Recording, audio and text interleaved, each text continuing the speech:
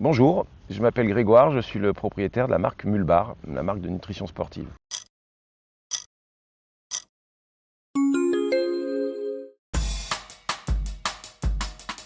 Alors Mulbar est né en 2002 dans la cordillère des Andes sur l'Aconcagua, qui est le plus haut sommet des Andes entre l'Argentine et le Chili. Je crois que ça fait 6692 mètres de haut. Et c'est deux Anglais, Alex et Jimmy, qui ont tenté l'ascension de ce sommet et qui ont eu des problèmes gastriques à un certain moment, un certain niveau d'altitude que je ne connais pas. Et du coup, ça leur a provoqué de tels troubles digestifs qu'ils ont dû arrêter et redescendre. Donc ils ont raté cette ascension qui était un de leurs rêves depuis toujours. Quand ils sont rentrés en Angleterre, ils se sont dit en fait, qu'il y avait un manque sur le marché de produits sains, naturels, avec des ingrédients naturels. Et c'est comme ça qu'ils ont commencé à fabriquer pour eux des produits, notamment des bars au début, parce qu'ils ont commencé que par les bars, parce qu'il n'y avait pas de produits sur le marché qui correspondait à cette attente-là. Alors, Mulbar a été créé en 2008. Donc depuis 2008, on va dire, l'ADN de la marque, c'est vraiment la naturalité, le plaisir, le goût. Naturalité, c'est que des ingrédients premium, sans conservateur, sans colorant, sans parfum de synthèse. Le plaisir, c'est de la nourriture, donc après les goûts, les couleurs, ça ne se discute pas, mais voilà, prendre du plaisir pendant l'effort, c'est important. Et donc le goût, c'est très lié. Parce que quand ton corps est vraiment soumis à rude épreuve pendant l'effort, c'est important d'avoir quelque chose qui va, certes, t'apporter de l'énergie, ce qui n'est pas le plus compliqué à faire, mais faire des produits qui soient moelleux, pas trop secs, pas trop cassants, et vraiment, encore une fois, que tu prends vraiment un grand kiff à consommer pendant l'effort, c'est là où c'est pas si facile que ça. Écoute, ce dont je suis le plus fier, c'est le fait que la marque soit toujours en vie, parce qu'on a connu, je dis on parce que maintenant je suis tout seul, mais fut un temps où on était jusqu'à 7 dans l'équipe, donc ça c'était avant le Covid. La marque est passée par tous les niveaux, en haut et en bas de ce qu'on peut connaître dans la vie d'une entreprise, le pire et le meilleur. Et je suis assez fier d'avoir tenu bon. Ça fait quand même, moi ça fait 16 ans, 17 ans que je gère la marque en France. Au début j'étais que distributeur, vu que c'était les Anglais qui étaient propriétaires, et j'ai racheté la marque en 2015. Donc depuis 2015, la marque est française. Et donc elle a pas mal évolué avec, on en reparlera, des compotes, des boissons, de la whey protéine, des gâteaux, pas mal de petits accessoires d'hydratation. Et donc voilà, je suis assez fier d'avoir toujours cru en le produit, parce qu'on m'a toujours donné des retours d'expérience super bons sur ce produit-là. Et donc voilà, malgré le Covid, malgré des embêtements qu'on a connus, et la marque est toujours là et se porte très très bien depuis 2 ans maintenant. Toujours debout. Ouais. Alors, c'est tout simple, les petits gels, ça se voit déjà de par la forme du tube. On a créé ça en 2015 avec Denis Gargaud, mon associé de l'époque, parce que quand on faisait les salons, beaucoup de gens, notamment les femmes, nous disaient qu'elles ne consommaient pas de gel, parce qu'à l'époque c'était que des emballages qu'on ouvrait, qu'on ne pouvait pas refermer, et ça faisait trop de sucre pour elles. Donc on s'est dit, c'est quand même dommage que 50% des clientes potentielles ne trouvent pas un produit à leur goût. Donc on s'est dit, tiens, on va faire un petit tube, comme un tube de dentifrice en quelque sorte, avec un vrai bouchon qui se referme. Ça a 2 avantages. Le premier, c'est que quand le tube est fini, il ne coule pas, donc il n'y a aucune raison de le jeter sur le bord des routes. Et Dieu sait qu'il en existe encore beaucoup. On allait beaucoup sur le Mont Ventoux quand on habitait dans le sud. Et le bord des routes du Mont Ventoux, c'est jonché d'emballages que les gens jettent parce que ça continue à couler. Le fait d'avoir un produit vraiment refermable fait que tu le rapportes chez toi. Très bien. Et l'autre option, c'est en fait d'utiliser une éco-recharge comme celle-ci, qui permet en fait de réutiliser ce tube, qui n'est du coup plus du plastique à usage unique, mais qu'on peut réutiliser des dizaines voire des centaines de fois parce qu'il est très costaud. Voilà. Donc sans parler du fait que évidemment ils sont efficaces et ils sont aussi assez liquides, c'est comme un sirop, donc on peut les diluer avec de l'eau et en faire une boisson. Au début, les premières années quand on n'avait pas ces boissons-là, donc les gels c'était un 2 en 1, c'était soit tu le prenais pur, soit tu le prends en boisson, en dilution.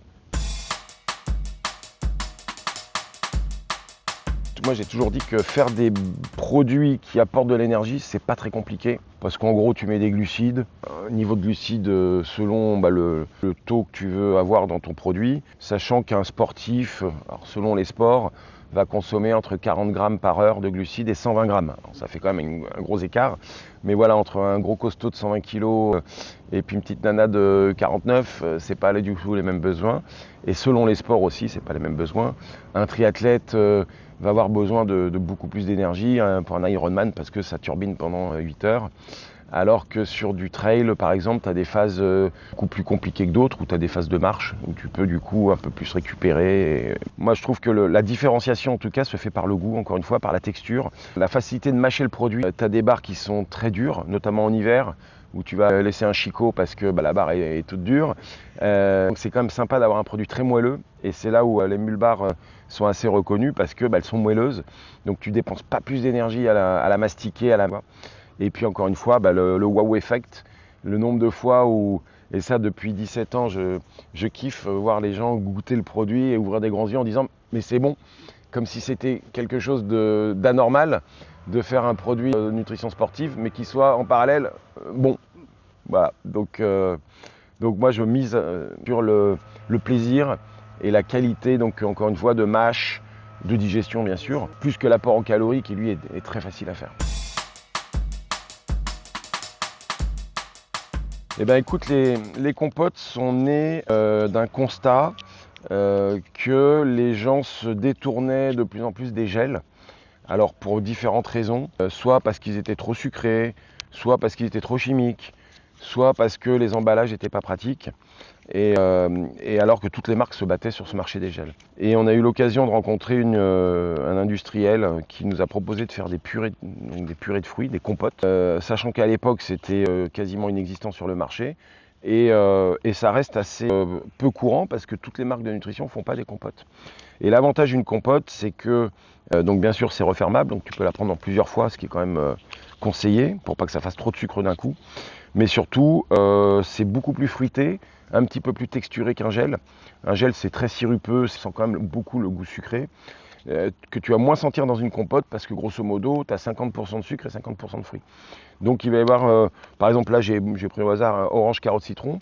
Tu as un léger côté agrumes, acidulé, qui contrebalance le goût sucré et que tu as moins en bouche.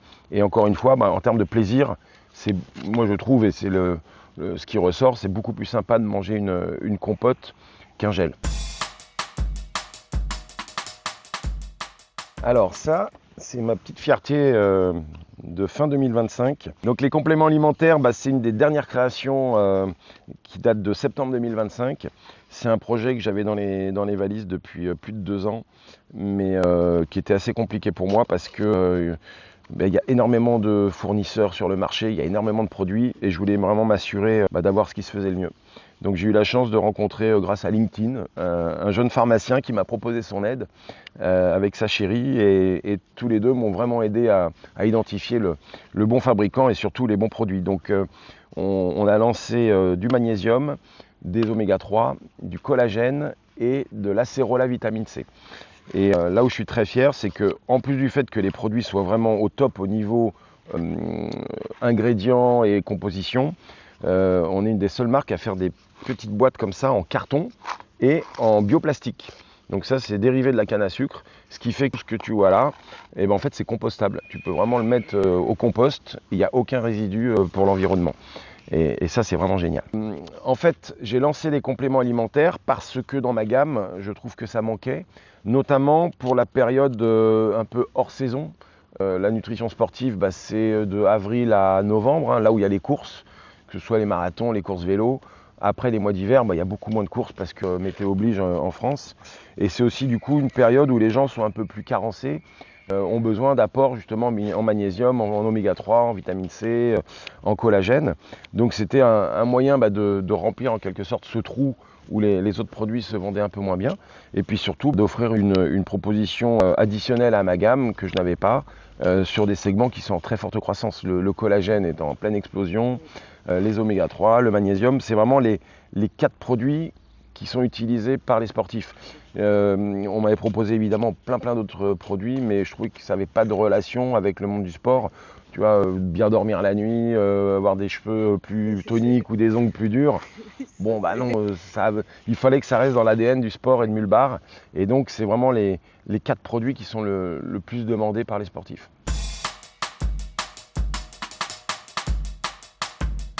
Les boissons d'effort ou boissons isotoniques sont ma fierté parce que je les ai faites en 2025 et en respectant une composition et des ingrédients qui font que cette année, au mois de mars, Nicolas Aubino, qui est un nutritionniste assez connu, assez suivi sur les réseaux sociaux, la place numéro 1 ex aequo avec 5 autres marques, parmi 45 marques de boissons d'effort vendues en France.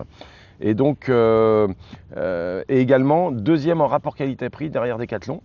Donc ça montre que la boisson est super qualitative en termes de composition d'ingrédients, mais en plus, elle est un placement prix relativement accessible parce que derrière Decathlon, c'est dur de faire mieux de toute façon. On n'a pas du tout les mêmes volumes.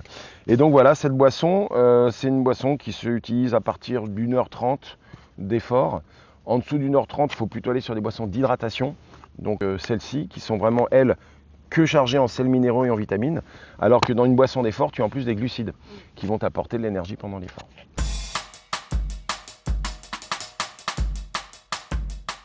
Ça, c'est une très bonne question que beaucoup de gens se posent. Il n'y a pas une semaine où je ne reçois pas un message sur le site internet où les gens me posent la question. Une boisson d'effort dite boisson isotonique, c'est une boisson qui contient des sels minéraux, des vitamines, mais aussi des glucides, donc pour apporter de l'énergie pendant l'effort. C'est des boissons qu'on va consommer plutôt sur des efforts longs, au-delà d'1h30. Alors qu'une boisson d'hydratation, généralement on n'a pas du tout de glucides ou vraiment très peu. Elle a un goût sucré, mais qui vient d'édulcorants, juste pour masquer le côté minéral, parce qu'elles sont très riches en sels minéraux. Et le côté minéral n'est pas hyper agréable non plus, c'est un peu un goût de caillou, comme si tu suçais un caillou. Donc voilà, on est obligé de mettre un peu de parfum, donc en l'occurrence fruits rouges ou agrumes. Et ça, c'est des boissons qui vont s'utiliser soit pour des efforts courts, moins d'1h30, ou des gens qui veulent des sels minéraux, mais pas forcément besoin de glucides, parce qu'en parallèle, ils vont utiliser des gels, des compotes, des bars. Donc ça sert à rien de prendre une boisson remplie de glucides et un produit annexe. Sauf si il y a des gros consommateurs, il y a des gens qui tournent notamment en vélo à des 100 grammes de glucides par heure. Donc ceux-là, pour ne pas avoir à manger 4 bars, c'est bien de mixer boissons et produits un peu plus solides. Qu'est-ce qui a guidé la formulation de la Whey Vanille Mulbar? Alors, la Whey Protein, c'est une des 2 dernières références de la gamme avec le gâteau énergie. Pourquoi j'ai créé ça? Parce qu'en fait, dans ma gamme, je n'avais que des produits pour pendant l'effort. J'avais des gels, j'avais des compotes, j'avais des bars, mais il me manquait un produit pour avant. Et c'est pour ça que j'ai créé les gâteaux énergie. Et surtout, il me manquait pour après, pour ce qu'on appelle la récupération. Où là, il est conseillé de prendre de la protéine, parce que la protéine, c'est ce qui permet de réparer les micro-fissures, des fibres musculaires qui provoquent des crampes pendant plusieurs jours. Et donc voilà, ça manquait dans ma gamme. Et j'ai fait en sorte de créer un produit, encore une fois, qui soit dans l'ADN de Mulbar, c'est-à-dire 100% naturel, avec un super bon goût de vanille, qui soit très facile à se diluer, parce que tu as des produits sur le marché qui ne se mélangent pas bien. Alors généralement, c'est pas avec de l'eau, c'est plutôt avec un lait végétal ou voilà, ce type de boisson, et qui peuvent faire des grumeaux. En l'occurrence, la Whey Mulbar, elle se mélange super bien, donc elle est agréable à boire, encore une fois, au niveau de la texture et au niveau du goût. Alors, le gâteau sport chocolat, c'est donc la dernière référence sortie avec la boisson protéinée Whey Protein. C'est un incontournable, je dirais, du marché de la nutrition sportive qui existe depuis des années sous le nom bien connu de gâteau sport, qui est devenu le terme générique pour tous ces produits-là, mais qui est quand même une marque déposée, donc on ne peut pas l'utiliser trop. Donc moi, je l'ai appelé gâteau énergie, pour faire simple, comme sur tous mes produits, boissons protéinées, boissons d'effort, boissons d'hydratation. J'essaye pas d'inventer des nouveaux mots parce que ça perd le client. Et c'est déjà relativement compliqué de s'y retrouver, donc autant que ce soit marqué dessus, voilà, gâteau énergie. Et le principe, donc, c'est de stocker des glucides dans les 2-3 heures avant un effort. Donc c'est très utilisé par les cyclistes et les gens qui font de la course sur route ou du trail, parce que voilà, ils vont prendre ça au petit déjeuner, 2-3 heures avant. C'est hyper facile à faire. Tu mélanges la poudre et de l'eau, tu touilles et tu passes de 1030 au micro-ondes et ça te fait un super petit gâteau fondant, un peu muffin. Et donc voilà, qui te permet encore une fois de stocker de l'énergie pour pouvoir démarrer la course à bloc. Alors, en effet, parmi la gamme, on commence à avoir pas mal de produits sur la table. Donc certains vont s'utiliser avant. Donc là, on va plutôt être sur du gâteau énergie qui va permettre de stocker 2-3 heures avant la course un maximum de glucides pour pouvoir démarrer la course sereinement. Ensuite, pendant la course, alors ça va dépendre si c'est une course où tu es sur un vélo. En l'occurrence, c'est un peu plus facile de mâcher qu'en running, où du coup les barres seront proscrites. Hein. On va être plutôt sur des produits un peu plus liquides comme les compotes ou les gels.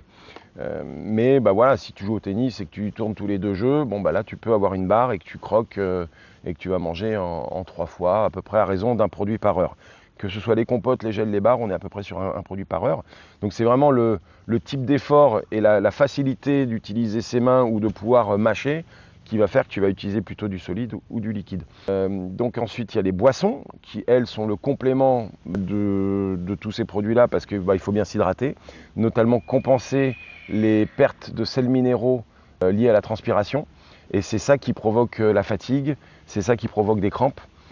C'est très très important de boire autre chose que de l'eau pure parce que dans l'eau pure, tu n'as pas assez de sels minéraux pour compenser. Et enfin, le produit pour terminer va être plutôt la boisson de récupération, boisson protéinée, parce que la protéine, c'est ce qui permet de réparer les fibres musculaires qui sont les micro-lésions pendant l'effort et qui créent aussi des courbatures pendant les quelques jours suivant une course. Le fait donc de prendre de la protéine va permettre d'atténuer ça. Alors, moi tout simplement, je recommanderais ma barre préférée qui depuis 15 ans n'a pas été détrônée, c'est la barre mangue noix de cajou. C'est vraiment ma préférée. Et la deuxième qui est assez surprenante parce que c'est un combo qui n'est pas forcément habituel, cacahuète framboise, qui est plus connu des anglo-saxons parce que les jeunes anglo-saxons, dans leur routine du goûter, prennent du beurre de cacahuète, peanut butter et de la confiture. Et ils appellent ça PBG, Peanut Butter and Jelly. Et c'est dans cet esprit-là que les Anglais avaient créé cette référence-là en 2000. Elle est vieille, cette marque, cette référence. Elle doit dater de 2013, tu vois. Donc elle a vraiment toute sa place dans la gamme. Et on a complètement refait la formule l'année dernière quand j'ai changé d'usine. Et là, franchement, elle est 100 fois meilleure qu'avant.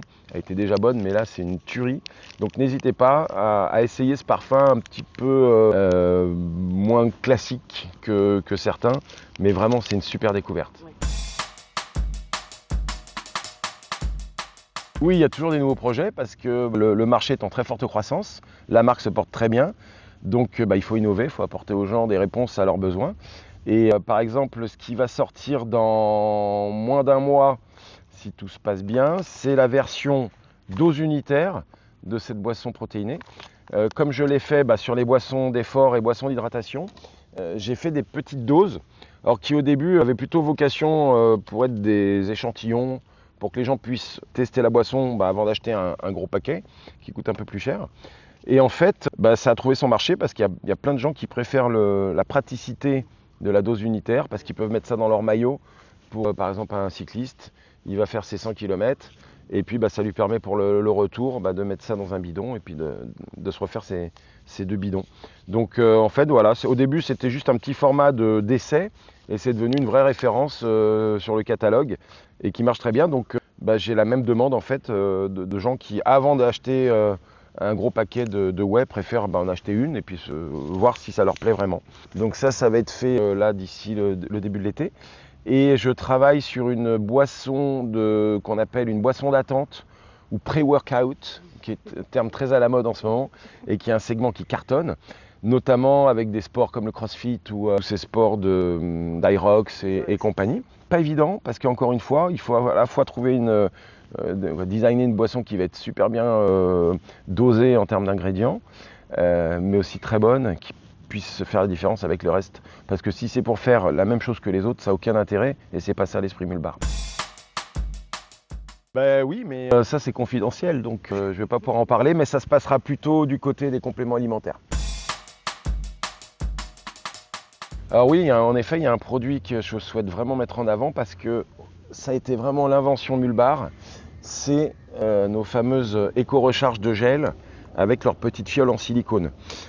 Pourquoi c'est unique? Mulbar en 2012 a été la première marque à lancer ces gels en grand contenant pour pouvoir permettre aux gros consommateurs ou à ceux qui veulent utiliser des petites fioles en silicone comme ça très pratiques. Donc il en existe plusieurs. Il y a la fiole 60 ml qui permet de mettre l'équivalent de 2 gels, ou il y a la 150 ml qui permet d'en mettre 7.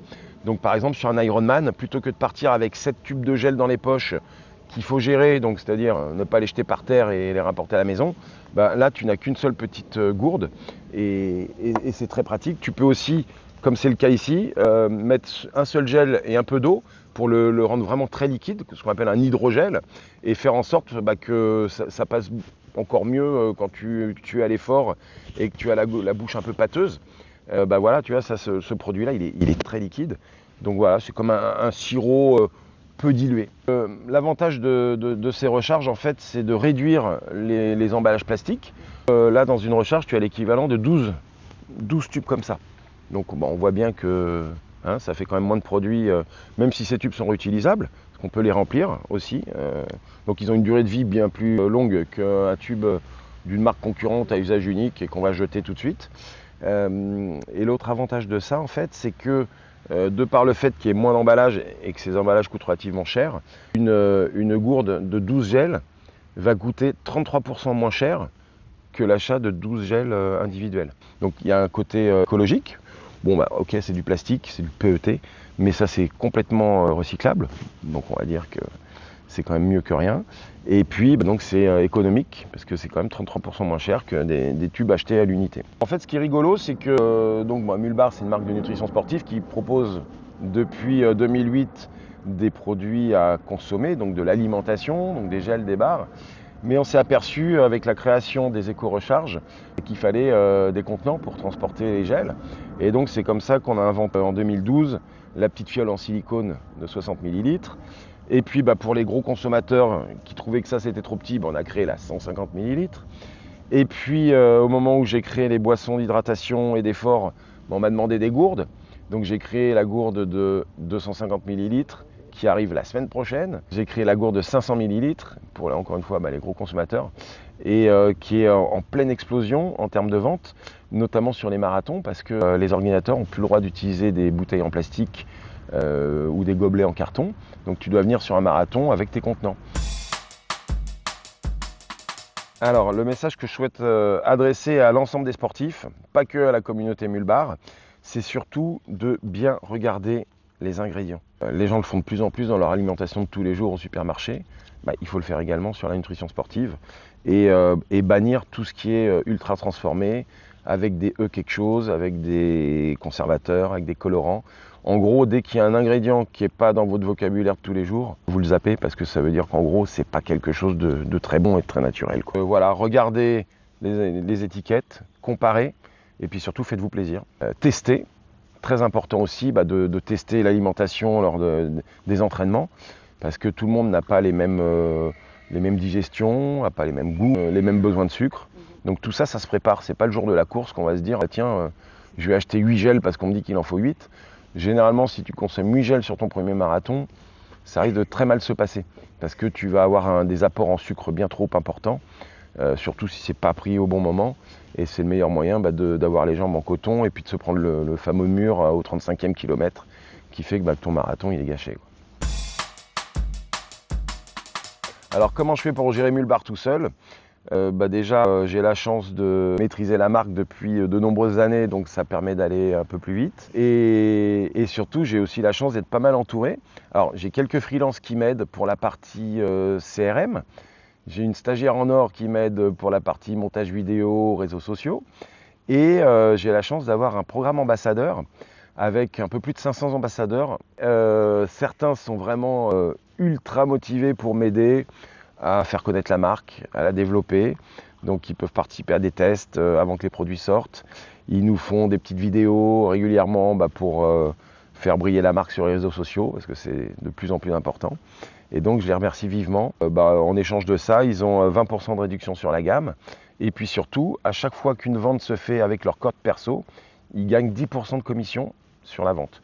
Et donc certains arrivent finalement à se financer leur nutrition à l'année gratuitement. C'est un échange win-win. Moi, il m'a fait connaître la marque. Et un peu comme une carte Carrefour ou Leclerc, ils cagnotent. Et puis quand ils ont assez, hop, ils utilisent cet argent pour passer une commande et avoir leurs produits gratuits. Donc, rejoignez les petites mules.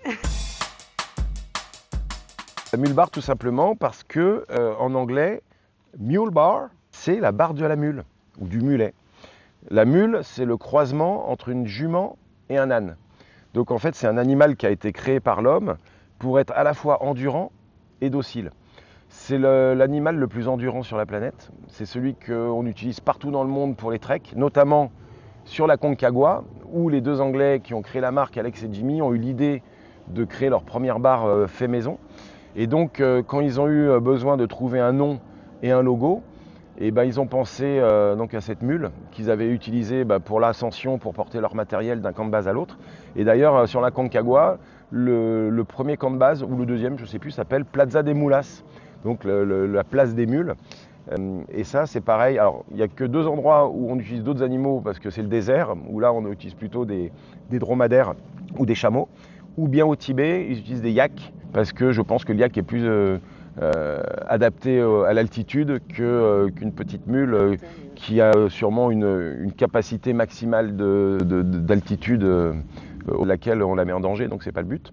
Et donc voilà, c'est l'animal le plus endurant. Donc quand tu crées une marque de nutrition sportive pour les sports d'endurance, finalement c'était assez logique d'utiliser cet animal qui en plus est très peu utilisé parce que le cheval l'est, le crocodile on n'en parle pas, voilà. Mais donc la mule était un peu libre de droit et donc Mulbar a créé sa marque avec la mule.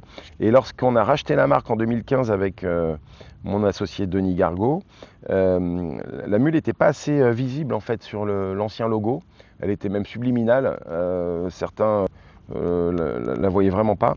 Et donc on l'a fait rajouter et elle fait une ruade en poussant le R parce que Mulbar en fait depuis qu'elle existe casse les codes de la nutrition sportive en apportant justement de la naturalité, des emballages un petit peu plus intelligents, compostables, voilà, qui sont en fait meilleurs pour la planète ou réutilisables, voilà, ou des éco-recharges.